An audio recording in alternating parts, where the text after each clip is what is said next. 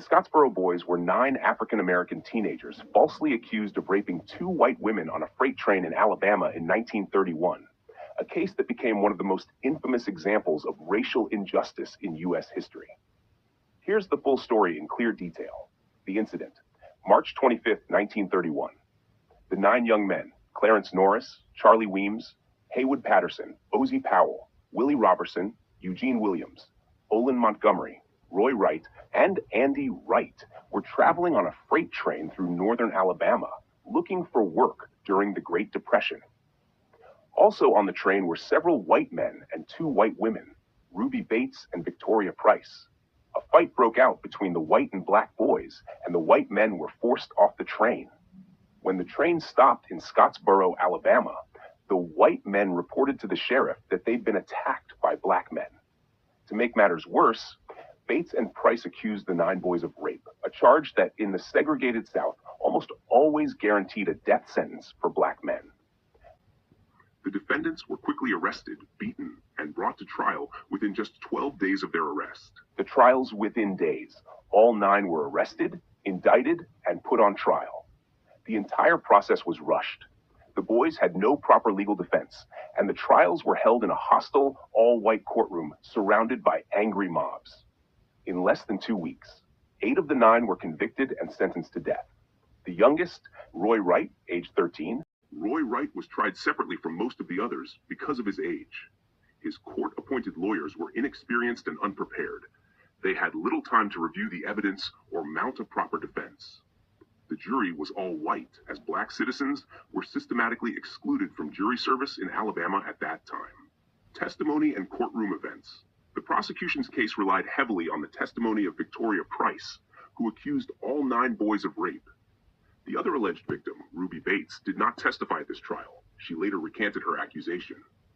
Despite Roy's age and the lack of physical evidence, the prosecution sought the death penalty.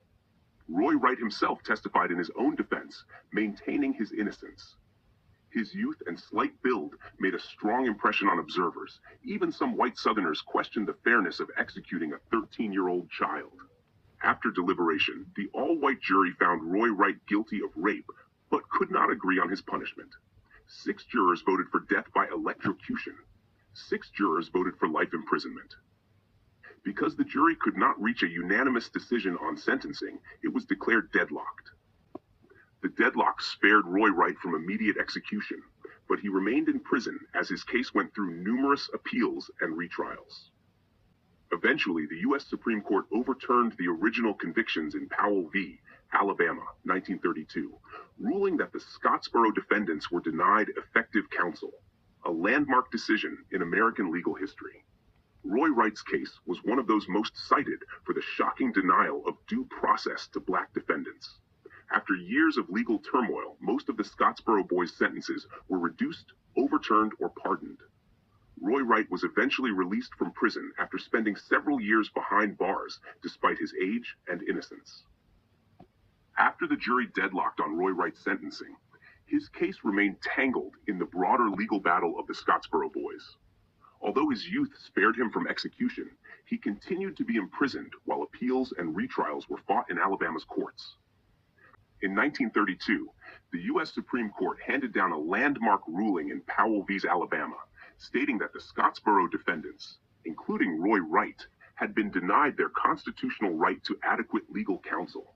This decision overturned the convictions and ordered new trials. However, the victory was only partial.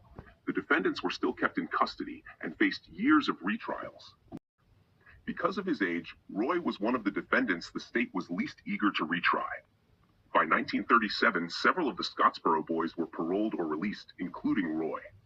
He was eventually freed after spending his entire adolescence behind bars, having gone to prison at 13 and released as a young man in his late teens. Life after prison. Roy Wright's release did not bring him peace or stability. He had spent critical formative years imprisoned under inhumane conditions, branded a rapist despite his innocence. Like many of the Scottsboro defendants, he found life outside prison extremely difficult. He struggled to find work, faced constant racism, and was haunted by trauma from the case. His name and reputation were permanently stained by the false charges. In 1959, Roy Wright's life ended tragically. By then, he was living in Brooklyn, New York with his wife.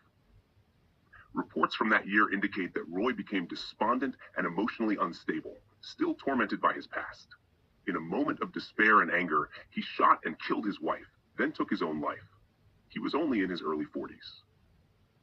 Legacy Roy Wright's life tells one of the most painful stories of the Scottsboro saga. He entered the Alabama justice system as a child. He was nearly executed by an all-white jury. He spent his youth behind bars for a crime he didn't commit. He lived and died carrying the scars of that injustice. In later years, Alabama and historians recognized the Scottsboro Boys as symbols of racial injustice in America. In 2013, the state of Alabama officially pardoned all 9 of them posthumously, including Roy Wright. Haywood Patterson, age 18, trial outcome, 1931, convicted and sentenced to death.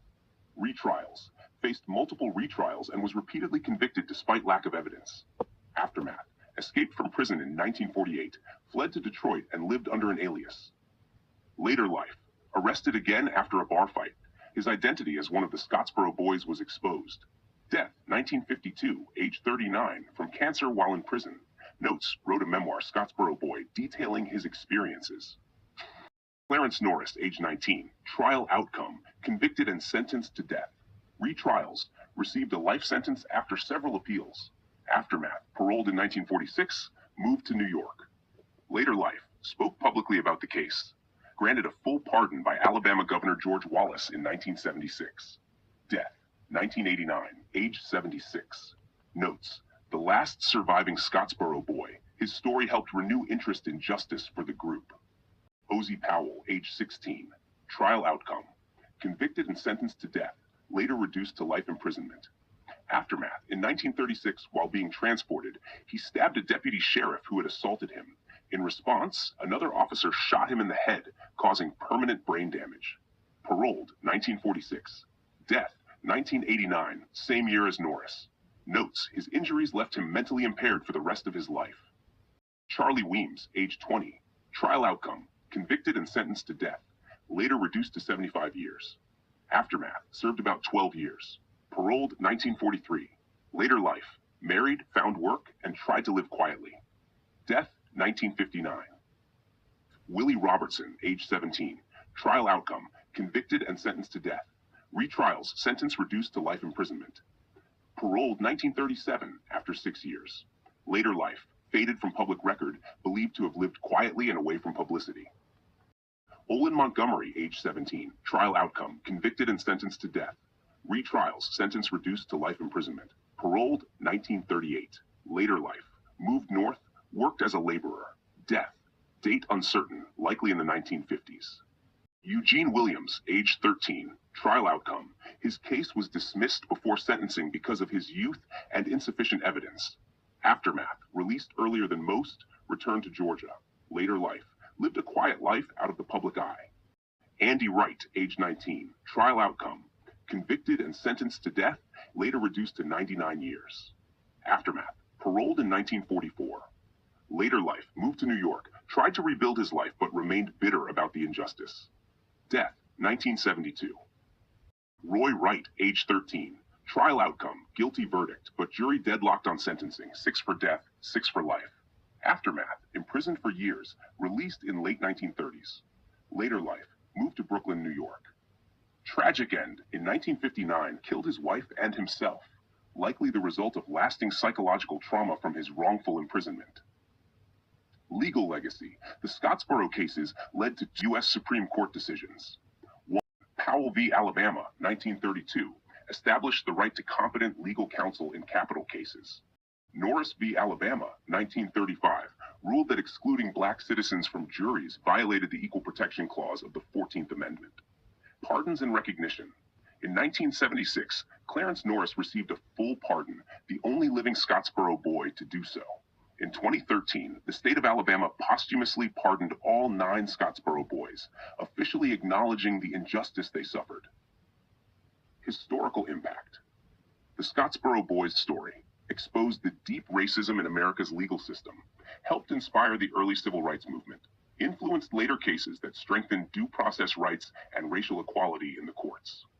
The Communist Party USA and the NAACP both got involved, making the Scottsboro case a national and international cause.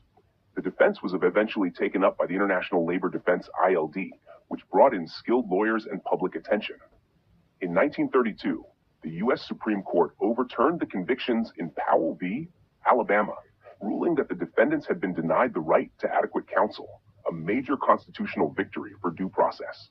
But Alabama retried them multiple times over the next several years, and convictions continued despite the lack of credible evidence. The victims changed their story. In 1933, Ruby Bates recanted her story, saying that no rape had occurred and that the accusations were fabricated under pressure. Even with her confession, Alabama prosecutors continued to push for convictions. Outcomes. Over the years, charges were gradually dropped or sentences reduced, but it took decades for full justice. 4 were freed by 1937. 5 spent years in prison, some up to 19 years. Clarence Norris, the last surviving member, was pardoned in 1976 by Alabama's governor.